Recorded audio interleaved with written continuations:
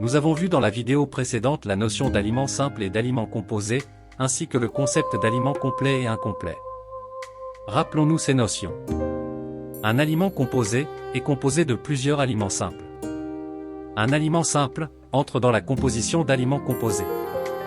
Un aliment complet se compose de tous les aliments simples qui répondent aux besoins de notre organisme. Un aliment incomplet est ce qui ne peut pas répondre aux besoins de l'organisme.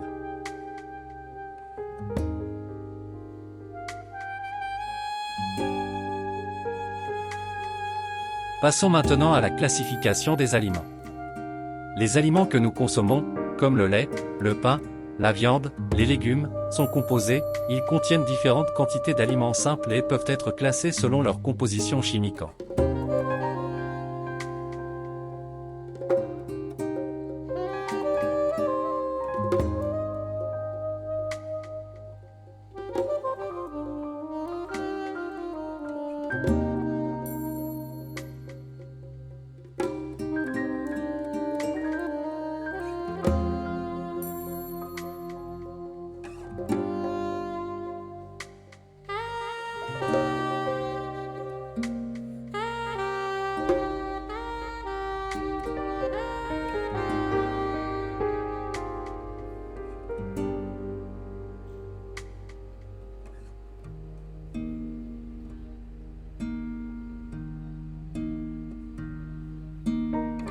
Aliments riches en protides comme les sardines, les viandes, les légumineuses, les œufs.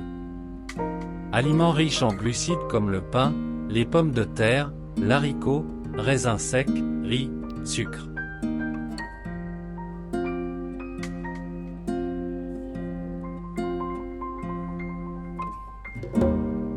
Aliments riches en protides comme les sardines, les viandes, les légumineuses, les œufs. Aliments riches en glucides comme le pain, les pommes de terre, l'haricot, raisins secs, riz, sucre.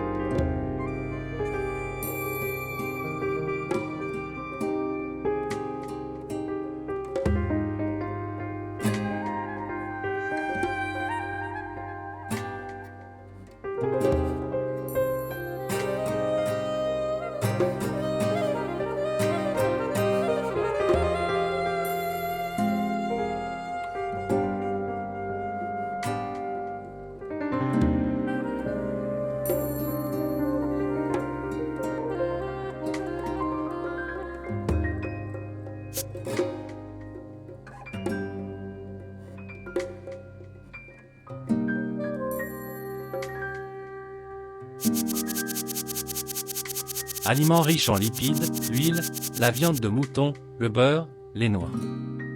Aliments riches en vitamines et en fibres comme les légumes et les fruits. Aliments riches en sels minéraux, tels le lait et ses dérivés.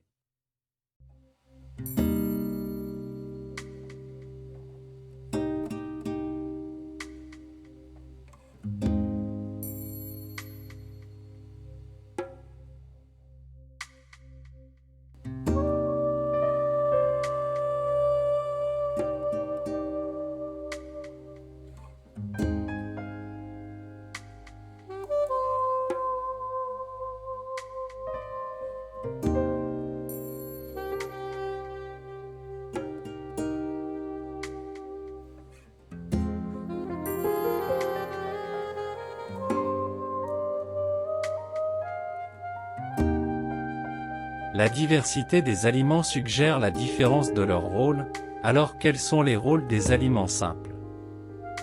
Voyons d'abord quel est le rôle des protides à partir de cet exercice intégré. Le kwashiorkor est une maladie qui affecte les enfants après le sevrage, quand le lait maternel est remplacé par des céréales. Pour connaître son origine, un chercheur a pris deux groupes de jeunes souris et du même âge les nourrissant de la même façon surtout en eau, sels minéraux, glucides, lipides mais avec une différence en protides, chaîne d'acides aminés.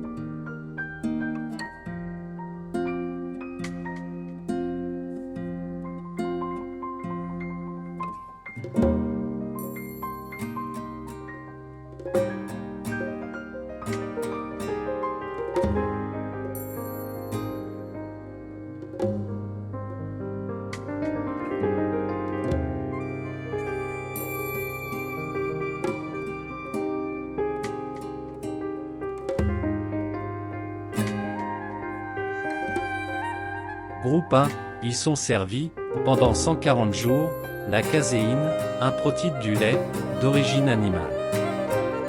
Groupe 2, ils sont servis pendant 40 jours, la zéine, Z, un protide du maïs, d'origine végétale. Au 40e jour, on ajoute à la zéine, l'acide aminé tryptophane, T. Au 80e jour, on ajoute, à la zéine et au tryptophane, une autre acide aminé, la lysine, L. Les résultats sont représentés dans le graphique du document numéro 1.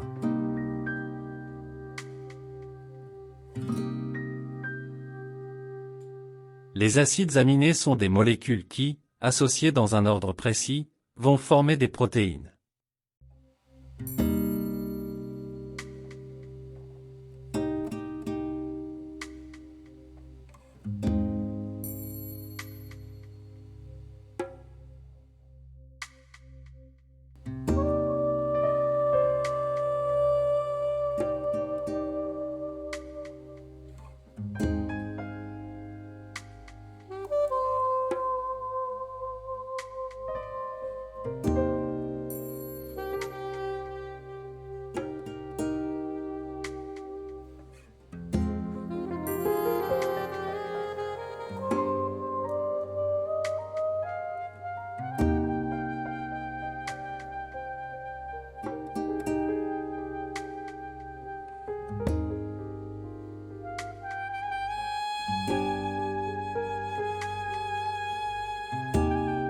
Comparer la croissance des souris du groupe 1 et 2.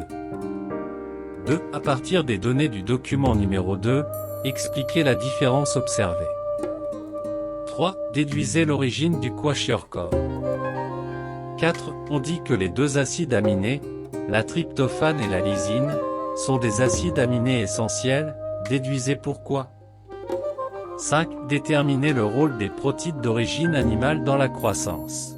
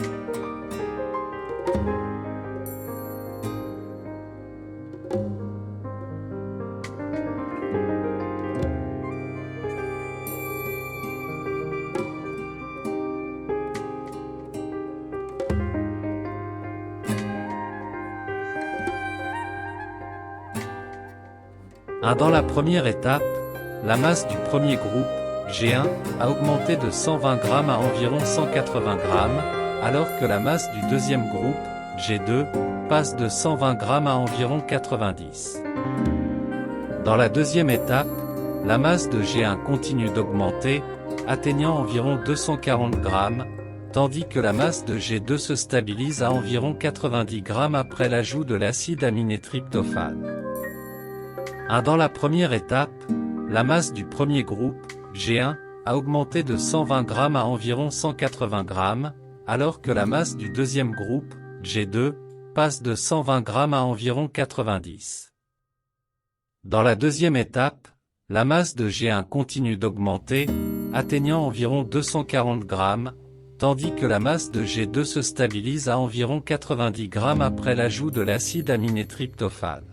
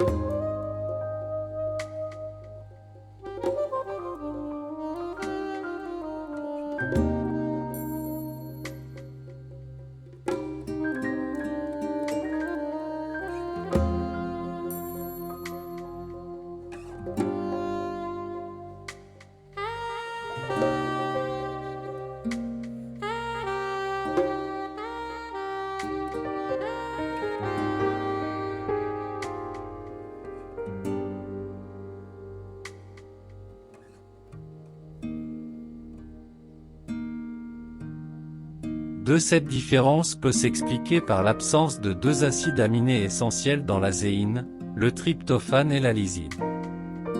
3. La cause de la maladie du kwashiorkor est l'absence de protéines animales dans l'alimentation des enfants après sevrage.